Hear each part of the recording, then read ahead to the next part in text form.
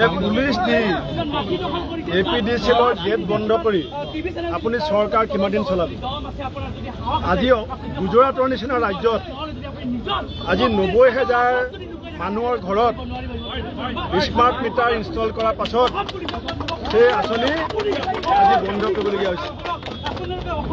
गुजरातर निचिना राज्य 1,87,000 परियालक टार्गेट करिছিলে आज सेया बंद राखिছে और हिमंत विश्वकर्मा डांगरिया आदानीर लगत मिली केवल लुंठन और कमिशनर अंकत 68 लाख परियालक टार्गेट करिছে और इतिमध्ये 26 लाख परियालक घरत स्मार्ट मीटार लगाइছে सरकार निर्देशत कि लिखा आछे যে ইণ্ডাষ্ট্ৰিয়েল এলেকাত কমাৰ্চিয়েল এলেকাত অফিচিয়েল কেম্পাছত এই স্মাৰ্ট মিটাৰ লগাব লাগে। ক'ত লিখা আছে যে ডমেষ্টিক এৰিয়াত সাধাৰণ পৰিয়ালৰ ঘৰত স্মাৰ্ট মিটাৰ লগাব লাগে বুলি চৰকাৰৰ নিৰ্দেশত ক'ত লিখা আছে? হিমন্ত বিশ্ব শৰ্মা একনায়কত্ববাদী শোষণকাৰী শাসনৰ নামত লুণ্ঠন আৰু শোষণৰ নেতৃত্ব ল'বৰ কাৰণে আমি তেওঁক নিদিওঁ। যদি বিৰোধী ঐক্য মঞ্চ জাগিছে, যদি হিমন্ত বিশ্ব শৰ্মাৰ সুমতি উদয় হয়, স্মাৰ্ট মিটাৰৰ নামত লুণ্ঠন বন্ধ কৰক। স্মাৰ্ট মিটাৰ আপুনি ইণ্ডাষ্ট্ৰিয়েল এলেকাত, কমাৰ্চিয়েল এলেকাত, অফিচিয়েল এলেকাত ব্যৱহাৰ কৰক, আমাৰ ক'বলগীয়া নাই। 80% ৰেভিনিউ আপুনি য'ত পায় আপুনি তাত স্মাৰ্ট মিটাৰ লগাওক। সৰ্বসাধাৰণ মানুহক আপুনি বস্তুৰ দাম বঢ়াই পেলাই হাহাকাৰ অৱস্থা কৰিছে। চাহ শ্ৰমিকৰ মজুৰি বৃদ্ধি কৰিব নোৱাৰে। 12,600টা চাকৰিৰ বিৰুদ্ধে 32 লাখে এপ্লাই কৰিছে।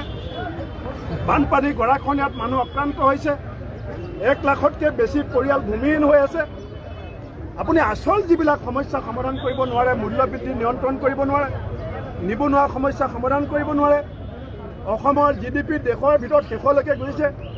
এনেকুৱা সময়ত কেৱল আদানীৰ লগত মিলি এটা পৰিয়ালৰ পৰা লুণ্ঠন কৰিবৰ কাৰণে এই স্মাৰ্ট মিটাৰ নামৰ যিটো লুণ্ঠন সামগ্ৰী বিজেপিয়ে ব্যৱহাৰ কৰিছে, এইটো অসমৰ ৰাইজৰ এক শক্তিশালী কণ্ঠ হিচাপে আজি বিৰোধী ঐক্য মঞ্চই আমি চৰকাৰক জনাইছোঁ যে আপুনি সময় থাকোঁতে ইয়াক উদ্ধ কৰক, অন্যথা শক্তিশালী গণতান্ত্ৰিক আন্দোলনৰ কাৰণে আপুনি সাজু হওক।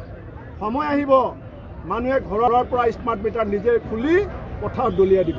আন্দোলন হৈছে, প্ৰতিবাদ হৈছে, কিন্তু চৰকাৰে কোনো ধৰণৰ চিন্তাই কৰা নাই যেন অনুভৱ হৈছে। গোটেই ৰাজ্যজুৰি ৰাইজে প্ৰতিবাদ। কৃষকৰ আন্দোলন হৈছিলে দিল্লীত, চৰকাৰে গুলিয়াইছিলে, পানী হিলৈ মাৰিছিলে, ৰখাব নোৱাৰিলে। স্মাৰ্ট মিটাৰৰ বিৰুদ্ধে এই আন্দোলন ধাৰাবাহিকভাৱে চলিব। স্মাৰ্ট মিটাৰৰ বিৰুদ্ধে আন্দোলন আপোচবিহীনভাৱে চলিব আৰু আমি চৰকাৰক বাধ্য কৰিম অসমৰ মানুহক আদানীৰ সৈতে মিলি লুণ্ঠন কৰাৰ যি মুখ্যমন্ত্ৰীৰ ষড়যন্ত্ৰ, আমি এই ষড়যন্ত্ৰ ধূলিচাত কৰিম।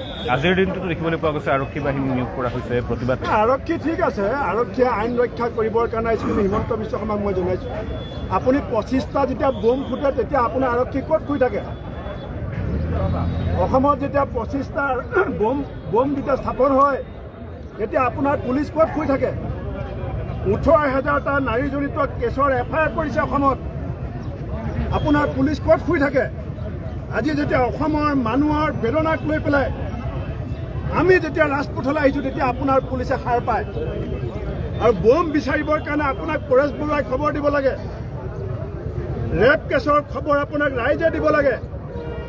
আৰু যেতিয়া কংগ্ৰেছে গণতান্ত্ৰিক আন্দোলন কৰে, বিৰোধী ঐক্য মঞ্চই যেতিয়া গণতান্ত্ৰিক আন্দোলন কৰে, তেতিয়া আপোনাৰ পুলিচে সাৰ পাই লাঠি দেখুৱাই পেলাই বাহাদুৰি কৰিবলৈ আহে।